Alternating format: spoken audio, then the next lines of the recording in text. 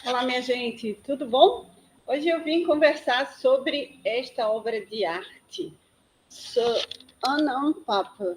Deixa eu ver se o enquadramento aqui ajuda, né, para mostrar para vocês também a frase. Mas isto não é um cachimbo, de René Magritte. René Magritte, nascido na Bélgica em 1898. Agora, em novembro, inclusive, se comemora o nascimento do René Magritte, né? Ele que viveu até meados do século XX, né? Chegou aí a data de morte dele em 1967, mas o Magritte nasce no dia 21 de novembro de 1898. E ele é esse artista que a gente entende como um surrealista, às vezes como também enquadrado na ideia de uma perspectiva do cubismo, das artes simbolistas, né? A arte deco, entre essas aí, que vão criando uma simbologia e construindo uma narratividade a partir desse espelhamento da arte, a partir da invenção da fotografia, a partir do uso da imagem projetada do mundo real. Essa perspectiva do real, o ideal, o possível, né? O possível que está também projetado nessa imaginação do homem, nessas subjetividades que surgiram com a invenção da captura da imagem do real. Né? Então, isso não é um noema, ele não existe, né? É um cachimbo pintado. O Magritte era um artista visual, né? Ele fazia composições inicialmente para revistas e como artista visual das artes gráficas, vai migrar para esse universo das artes plásticas com essa brilhante sacada de entender o que não é real, né?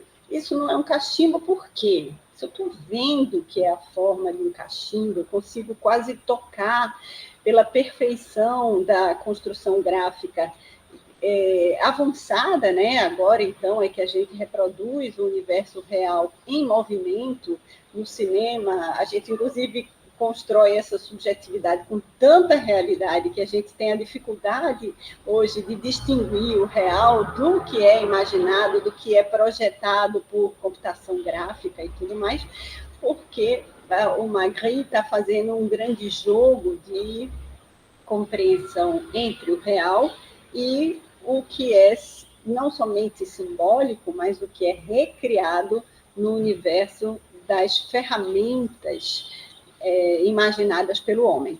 Então, não só mais a máquina de fotografia, não somente essa arte gráfica que mistura a possibilidade de recriação de um símbolo com uma perfeição de tonalidade, de sombreamento, né? A gente está falando do finalzinho do século XIX e início do século XX, quando essas artes e máquinas vinculadas ao surgimento da imprensa, da veiculação de colagens, né? A gente tem, por exemplo, o dadaísmo muito pautado por essa técnica das colagens, mas aqui o Magritte vai fazer essa recriação da imagem, mostrando o quanto a recriação feita pelo homem, pelas máquinas, pela capacidade do homem de reproduzir uma imagem, né? Entra também no conceito interessante que é do Walter Benjamin, que a gente já estudou, já conversou sobre ele, que é o da reprodutibilidade, não é?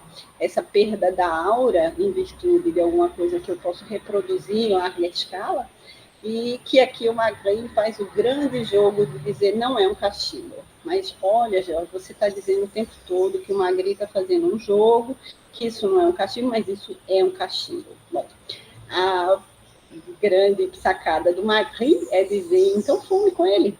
Então use ele como você usaria alguma coisa no real, uma máquina, um simples lápis, né, que fosse capaz de fato, com o grafite, imprimir um traço sobre um papel. É um cachimbo? Como eu vou fazer para realizar aquilo que qualquer cachimbo de verdade feito materialmente no mundo real, faz, né?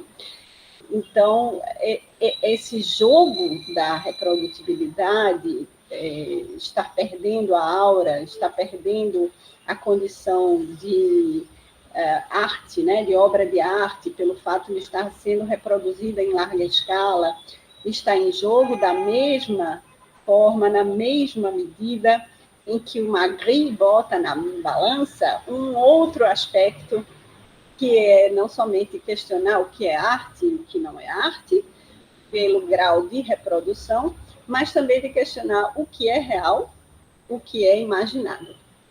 Se tudo for construído no instante presente, o que eu posso fazer com a minha imaginação em relação ao futuro? E o que eu já faço em relação ao passado, em virtude do que vem sendo contado a partir dessas artes visuais, não apenas em revistas, não apenas em jornais, não apenas pela imprensa, de modo geral, mas pelos seus artistas, né? Então, há um jogo de relações entre os tempos, há uma relação de projeção muito grande, né, do que viria a ser esse mundo que hoje nós experimentamos, onde basta dizer de maneira muito simplificada, né, o quanto as informações falsas ou as chamadas fake news andam mexendo com a nossa capacidade de discernimento em relação ao que é verdade e ao que não é verdade. A contemporaneidade é também marcada por essa possibilidade de uma reconstrução do real. O conceito de pós-modernidade mexe, sobretudo, com a ideia do que é tangível na modernidade, do que é realizável, do que eu consigo tocar, materializar como fato, e não apenas como ideia ou como retórica, como narrativa. A grande contribuição do René Magritte é para dizer as nossas virtudes e vícios comparadas às nossas crenças e às nossas certezas e às nossas habilidades e competências em construir um real, né? Em construir uma possibilidade de diálogo com essa circunstância que os celulares nos cobram tanto, né? De realmente inventar uma vida que esteja equilibrada entre o que é real e o que é imaginado, mas a reflexão que eu peço que vocês façam é o que essa pós-modernidade está deixando para trás em relação ao que significa o humano, as humanidades, né? A gente pode falar em precarização do trabalho, a gente pode falar em perdas de direitos trabalhistas, a gente pode falar em uma macro exigência do universo micro, que é o indivíduo, não é? Enquanto o macro, que tem a força de ditar regras no mercado, continua se desvencilhando de suas obrigações, de suas antes, né, reivindicadas por grandes lutas sociais e, sobretudo, no campo do trabalho, né, enquanto garantia de direitos de saúde pública, de saneamento básico, de condição de moradia e de sustentabilidade das cidades. Em grandes letras aí, a relação que dessas macrocorporações em relação às grandes metrópoles, não é? Então, fica aqui a dica para vocês trazerem aí essas reflexões. O exercício já disponível, vamos fazer 40 linhas, como sempre, né? É o bastante para uma discursividade reflexiva, 4 parágrafos, que tragam essas elaborações, esses silogismos, essas concatenações reflexivas de vocês em relação ao que é real, ao que não é real, mas pautados, assim, estruturados pelo debate da arte surrealista e desse simbolismo construído com o René Magritte, belga, né? Um surrealismo também chamado de surrealismo britânico, que a gente vai ver, na verdade, trazia a questão da Revolução Industrial da Inglaterra muito fortemente, nesse final do século XIX e início do século XX, mas que teve a colaboração também do espanhol Salvador Dalí, né? Teve também a colaboração importante de outros artistas, assim como o René Magritte, né, do Paul Devaux e do Max Ernst. Eu deixo, então, esses outros artistas para que a gente converse e dialogue sobre a arte deles em outros vídeos.